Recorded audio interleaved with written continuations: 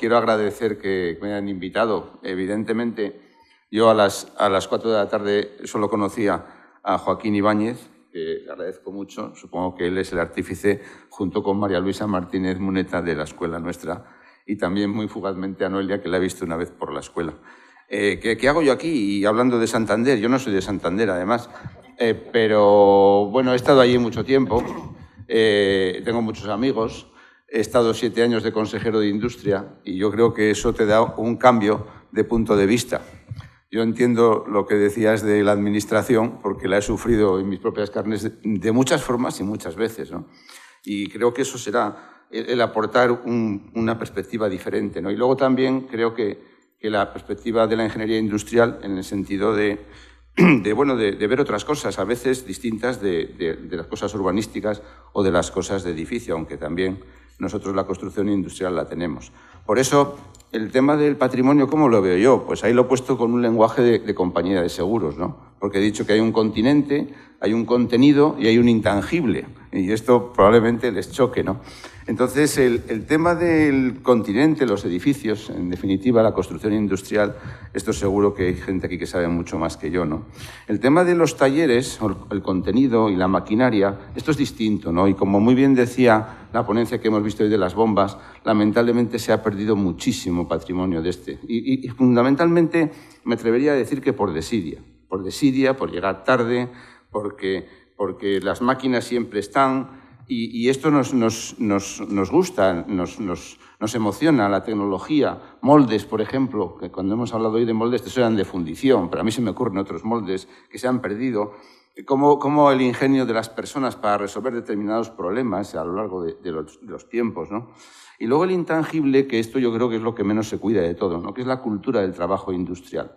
Revitalizar, revivir aquello como era, ¿no? Cómo era la sociología de la comunidad productiva, cómo era la estructura organizativa, cómo están desapareciendo incluso, y yo soy un ejemplo, porque yo he trabajado 12 años en la industria del tabaco, y la industria del tabaco a mí es un tema que se me abren las carnes, de verdad que lo tengo que decir, porque cuando voy por la fábrica de embajadores, sí, sé que mañana hay una ponencia de la tabacalera, pero es que yo lo viví, es que yo era ingeniero de la tabacalera, es que yo he visto esas oficinas funcionando. He visto esos vestuarios llenos de personas y he visto la cultura de las cigarreras. Y, bueno, ahí podría contar cantidad de cosas, ¿no? Porque las cigarreras desde la ópera de Carmen, que era una cigarrera, por cierto, pues tienen una cultura distinta. Por ejemplo, uno de sus derechos es salir en la hora del bocadillo a la calle.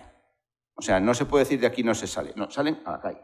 Y a lo mejor muchos de ustedes recordarán con aquellas batas azules por la calle de Embajadores cómo salían las cigarreras a la hora del café, ¿no? Y yo digo que me da pena porque, además, y aprovecho también, y no lo volveré a decir, no hay ningún museo del tabaco. Una cultura que se trajo de América y que trajeron los españoles y que hay cantidad de fábricas y cantidad de fondos. Afortunadamente creo que los archivos se han salvado un poco, que están en el archivo de Indias, porque llegó la multinacional, la Imperial, y claro, dijo, yo para qué quiero un archivo. Entonces, bueno, yo creo que esto es un tema que hay que pensarse. Bueno, hay que pensárselo en la revitalización. Y yo creo que lo ha dicho muy bien. Yo creo que ha sido Julián, que le he espiado un poco por internet porque nos hemos conocido hace unos minutos. Y él hace mucho hincapié en el tema de la gestión. La gestión es el quid de la cuestión. O sea, en otro tema que yo he estado 4 años de secretario del patronato de la fábrica de cristales de La Granja, pues, claro, ahí he visto lo que son varias administraciones gestionando una cosa. Y afortunadamente ahí más o menos lo íbamos llevando, pero es muy fácil entorpecer las cosas. Es muy fácil que una administración por otra, la municipal, la autonómica o la estatal, pues arrimen el hombro o no lo arrimen, o como muy bien decía mi antecesor, que dentro de la administración puede haber 2 ministerios que no se ponen de acuerdo. En fin, es un calvario. La verdad que es un calvario auténtico, ¿no? Luego la dedicación. Yo creo que hay que dedicar las cosas a un uso real, no imaginativo y no repetitivo. Yo, sin querer meterme con nadie, la cantidad de museos ferroviarios que hay por España, la cantidad de museos mineros que hay por España. ¿Pero para qué? Y yo pondré un ejemplo precisamente de una instalación minera que no han hecho nada de minería, han hecho otra cosa. Entonces, por eso digo que he visto que alguna comunicación va a hablar de coworking, no sé si ha sido hoy o será mañana, ha sido hoy. Pues, por ejemplo, que alguna vena creativa tenemos también los técnicos. Coworking artístico en Madrid, en la ciudad de Madrid, es muy difícil. Prácticamente no hay nada. Hay coworking de empresas, de oficinas, de esto, pero de esto no hay nada. En fin, no sé, yo creo que todo esto hay que pensarlo.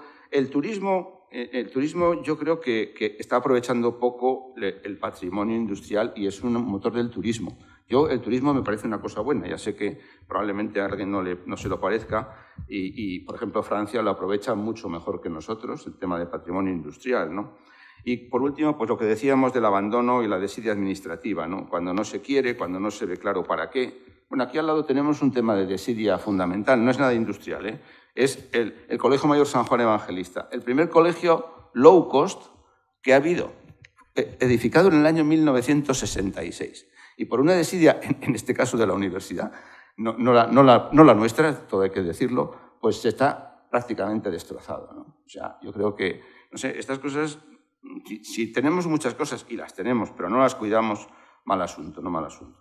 Bueno, yo aquí he puesto una foto que no tiene nada que ver, porque es una foto del Canal de Castilla, que lo habrán reconocido, pero ¿por qué la he puesto? La he puesto porque el Canal de Castilla, aunque no tenga mucho que ver en sí, te empiezas a imaginar lo que fue aquello, te empiezas a imaginar los barcos, los caminos de sirga, las mulas, etc. Y esto es lo que yo creo que hay que hacer. Hay que hacer que las cosas tengan vida y que las cosas transmitan emoción. Así es como empiezan las cosas a funcionar, si no, mal asunto. Bueno, yo vengo aquí a hablar de Cantabria, como decía.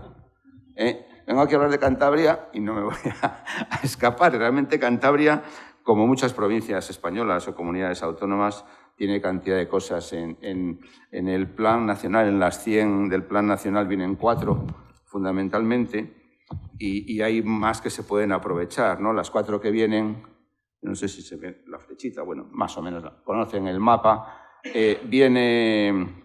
Luego hablaremos de Santander como puerto de Castilla y qué actividad tuvo, pero viene la fábrica de harinas de Pesquera, que está aquí, Pesquera, muy cerquita de Reynosa, a mitad de camino. Claro, todo, es que luego hablaremos de las harinas y no es casual que hay una fábrica de Cuétara, y el apellido Cuétara es un apellido castellano, que esté en Reynosa, porque todo esto fue un camino de trigo y de molinos, porque además, claro, Cantabria, como el norte, como Vizcaya, como Asturias, pues tiene ríos cortos y con los cursos de agua y las norias se iban montando pues molinos, en este caso de harina, pero también fundiciones, etcétera, ¿no? En el plan también aparece la fábrica de la lechera La Montañesa de Torrelavega, que bueno, pues es una instalación industrial que se remodeló para feria de muestras, que fue un absoluto fracaso, porque las ferias de muestras hay que montarlas cerca de los aeropuertos, mejor comunicadas, con otras instalaciones, y ahora pues se cerró y no sé, se dedica pues a un centro artístico-cultural. Lo único, por lo menos a los que tenemos cierta edad, recordamos los botes de leche condensada El Niño. Había 2 marcas cuando yo era muy niño. La lechera, que sí, y otra que era un niño, que esta se hacía aquí, en la fábrica de La Montañesa. Luego está la rehabilitación de las minas de Peñacabarga, que bueno, ahí la rehabilitación es una bajada de troncos que se hacía para los hornos, para los altos hornos que había en la fábrica de cañones de La Cavada. Y finalmente también aparece, no le llama en el plan, o por lo menos yo no lo he visto, no le llama Parque de la Naturaleza de Cabárceno, sino que le llama Paisaje Minero de Peñacabarga. Estas son las actuaciones. Hay muchas más en Cantabria que se podrían hacer, fundamentalmente, estoy hablando de la región. Hay otra cosa que a mí me llama la atención, que es toda la industria de anchoa. La industria de anchoa, que es en toda la zona oriental, en Santoña, Laredo, Castrurdiales. Además, yo cuando llegué por allí, que más joven, me llamaba la atención mi cuñado, ya lo voy a contar todo. A mi cuñado, a mi suegra le decía mamá. Oye, mamá. Decía, pero decimos mamá, ¿no? En español decimos mamá. Decía mamá. ¿Por qué? Porque hay una cantidad de apellidos todavía, que se conservan muchos apellidos italianos en toda aquella zona, fundamentalmente eran sicilianos, que venían como maestros de salazón a la conserva. Y luego se quedaron, se casaron, habitaron, y ahora no es nada raro encontrar por allí, incluso en la propia Universidad de Cantabria, pues hay San Filippo, Gianni Trapani, apellidos de corte italiano. Toda esta cultura, por ejemplo, de la anchoa. También han caído fábricas antiguas ya bajo la piqueta, por desgracia. Han caído algunas, por desgracia, y yo creo que en connivencia de los dueños, porque claro, es más rentable edificar algo nuevo allí, como muy bien decíais, ¿no? Bueno, pues todo esto se podría revitalizar, ver, y también hay muchos cargaderos de mineral, insisto, como todo el norte, que algunos también quieren rehabilitarse. Pero ya que hemos ido a la minería, tenemos 5 diapositivas. Hemos quedado cada uno 5 máximo. Por lo menos eso fue. No sé. Bueno, lo digo para que no se asusten, no piensen que les voy a contar aquí toda la historia. Este es el Parque de la Naturaleza de Cabárceno. Yo no sé si les puedo pedir que levanten la mano los que hayan oído hablar de él. Bueno. ¿Y los que lo hayan visitado? Pues casi todos también. Bueno, uno menos. Bueno, luego les diré por qué les he preguntado esto. Esto, sí, los osos podemos hablar, también vamos a hablar de los osos.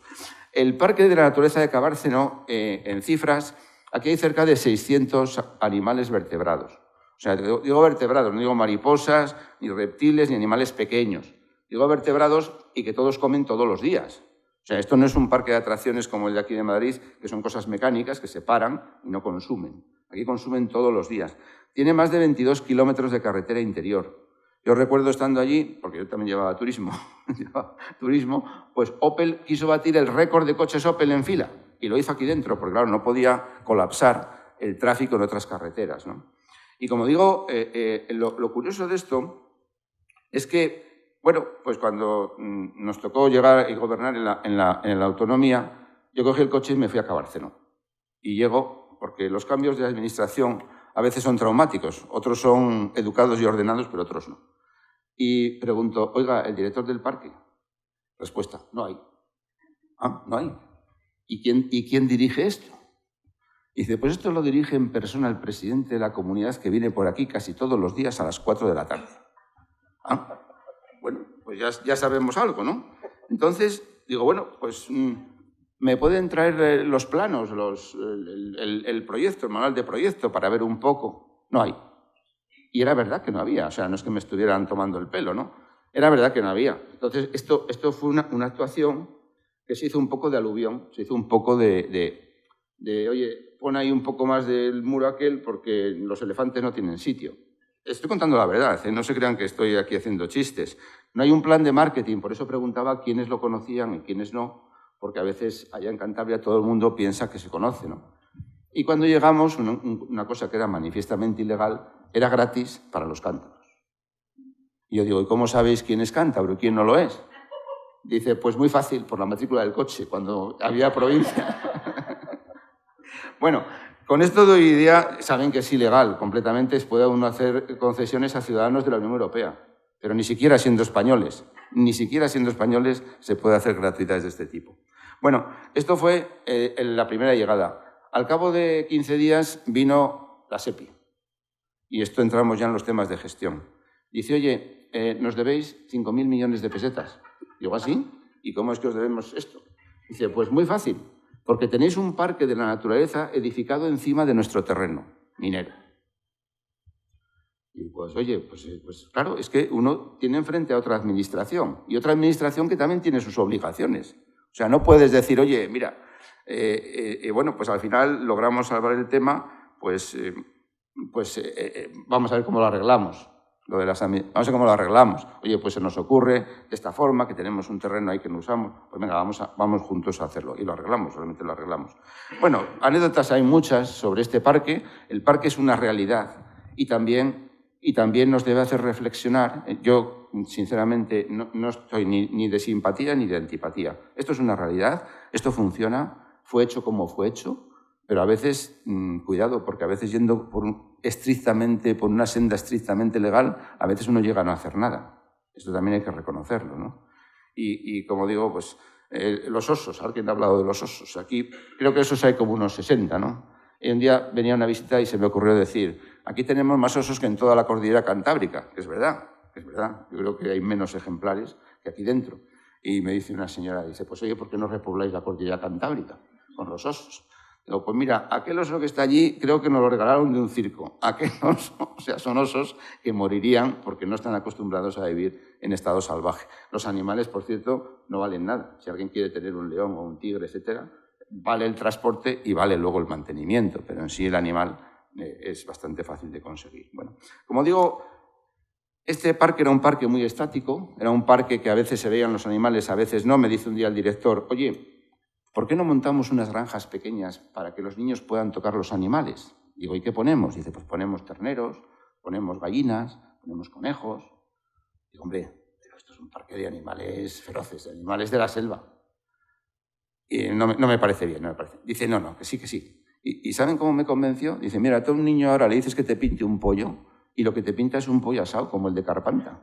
Porque no ha visto nunca un pollo, no ha visto nunca una gallina. Y efectivamente se montaron por eso, para darle un poco de vida. Bueno, yo creo que esta actuación es una actuación que funciona, que está ahí, que es una actuación minera, es sobre un terreno minero y como ven no tiene ninguna relación con la minería. O sea, yo reconozco que se hizo una imaginación, pues a lo mejor gustaban mucho los animales y bueno, pues tiene su cerca, es bastante grande y quizá no tuvo un lanzamiento adecuado en el sentido de marketing, ¿no? Para ponerlo. Bien, bueno, la ciudad de Santander, que es lo que nos toca fundamentalmente ver aquí, ¿no? La verdad que, como decía muy bien el moderador, la historia de las ciudades medianas o pequeñas, pues yo supongo que es muy parecida, ¿no? La ciudad de Santander, pues hace 200 años era poca cosa, todo hay que decirlo.